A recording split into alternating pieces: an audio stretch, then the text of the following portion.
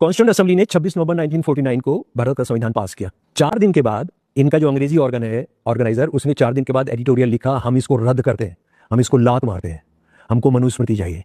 ये वो किताब है जिसको सावरकर साहब बोलते हैं कि वेदों के बाद सबसे पूजनीय हमारी स्क्रिप्चर है। ये जिसको हमने लोक कल्याण और खुशहाली के लिए अपने मुंह, बाह, जांग तथा चरणों से क्रमशः ब्राह्मण, क्षत्रिय, वैश्य तथा शूद्र वर्णों को उत्पन्न किया। ये चैप्टर 1 का 31वां श्लोक है। उन 91 श्लोक भगवान ने शूद्र वर्ण के लोगों के लिए एक ही कर्तव्य कर निर्धारित किया है, तीनों अन्य वर्णों के निर्विकार भाव से सेवा करना, बिना कोई सवाल उठाए, बिना किसी झिझक के आपने उनकी सेवा करना है। बाकी तीनों जो है, और उनको वो दो बार जन्म लिया हुआ कहते हैं। एक बार जब पैदा हुआ, जब उनको वो होली थ्रेड मिला, और ये शूद्र जो है वो सिर्फ सिंगल बॉर्न है।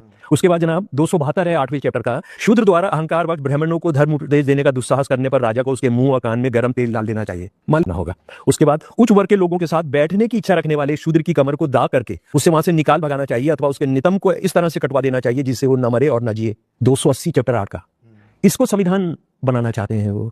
इस पर जब अंबेडकर साहब ने सवाल उठाए तो उनको कहा, यार ये तो दलितों की बात कर रहा है, दलितों का मसीहा है, क्या क्या नाम दिए जाएंगे। अच्छा, उसके बाद ये तो शूद्रों के लिए है, और शूद्र ये हिंदू होते हैं, मुसलमान नहीं होते हैं। ब्राह्मण्स के लिए क्या है जरा वो भी मैं बताना चाहता हूँ। ये चैप्टर 8 का 380 श्लोक है। कभी भी किसी भी ब्राह्मण को नहीं मारना चाहिए, जान नहीं लेनी चाहिए, चाहे उसने कितने से कितने भी खतरनाक जुर्म कर दिए हों। ज्यादा से ज्यादा उसको क्या करना चाहिए कि भैया तुम अपना माल समेटो और यहां से निकलकर दूसरी जगह चले जाओ। उन्होंने रेप किया हो, उन्होंने डकैती डाली हो, उन्होंने मोहल्ला जलाया हो, उन्होंने किसी को हाथ मारा हो, उन्होंने अपनी बीवी को कत्ल किया हो, अपने बच्चों को मारा हो, सिर्फ आप उसे कहेंगे, उसको हाथ भी नहीं लगाना है, आप